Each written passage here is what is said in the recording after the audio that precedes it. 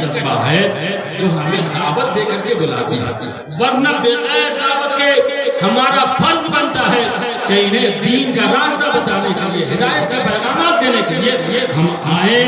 یہ قوم کی ہمارے ساتھ بہت اچھا، قوم کا ہمارے ساتھ بڑا اچھا سلوک ہے، ہمیں دعوت بھی دیتی ہے، کھانا بھی کھلاتی ہے، نذرانہ بھی دیتی ہے، اور ساتھ میں بیٹھنے کی جگہ بھی دیتی ہے۔ غضبناک ہونے کی ضرورت نہیں، یہ ہماری ذمہ داری تھی۔ بغیر بلائے انہیں دین کا راستہ دکھاتے، انہیں دین کا پیغام دیتے، شریعت کی روشنی عطا کرتے۔ یہ بلا کر کے ہماری توقیر کرتے ہیں، ہماری تعظیم کرتے ہیں، یہ احسان مانے جانے کے قابل ہے۔ میں عرض کرنا چاہوں گا، اگر ہماری فکر نہ بدلی، ہمارا نظریہ نہیں بدلا، ہمارا وجود مٹ تو سکتا ہے، کبھی بھی ترقی پذیر نہیں ہو سکتا۔ اب تاریخ دیکھیں، حضرت نضر ابن شمعیل نام کے ایک بڑے محدث گزرے، اور اتنے بڑے محدث کہ ان کے شاگرد حضرت اسحاق ابن راہویہ، حضرت یحییٰ ابن معین، اتنے بڑے محدث، اتنے بڑے ناقد حدیث ان کے شاگردوں میں شمار ہوتے ہیں۔ حضرت نضر ابن شمعیل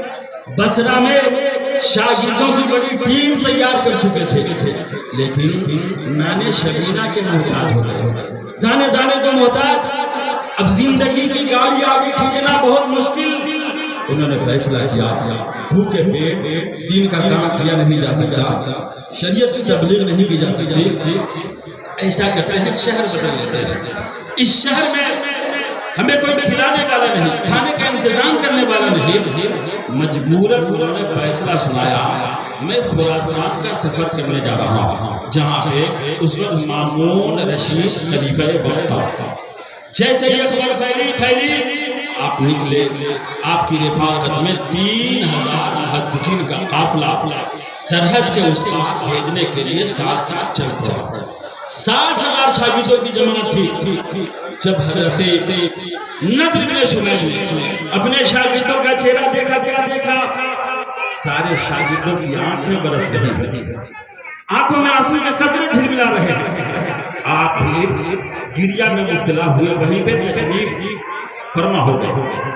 اپنے شاگردوں سے ارشاد فرمایا کہ میرے شاگردوں، یہ سفر میری مجبوری معذوری ہے، اگر آج بھی میرے کھانے کا انتظام یہاں پہ ہو جاتا، میں کبھی بھی بصرہ کو ترک نہیں کرتی، بصرہ کو نہیں چھوڑتا، لیکن اب بھوک مجھے اجازت نہیں دیتی ہے کہ بصرہ میں قیام سے میں دین کا کام کروں، اس لیے مجبوراً مرگ جا رہا ہوں، خراسان جا رہا ہوں۔ جانتے ہیں کتنی غریبی تھی، کتنا افلاس تھا، کتنی مفلسی تھی کہ ان کے کھانے کا انتظام نہ ہو سکے۔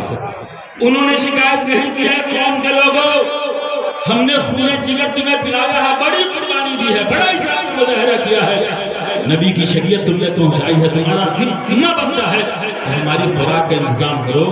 ایک انسان بھی ان کی خوراک کا انتظام نہ کر سکا، حرف شکایت زبان پہ لا نہ سکے۔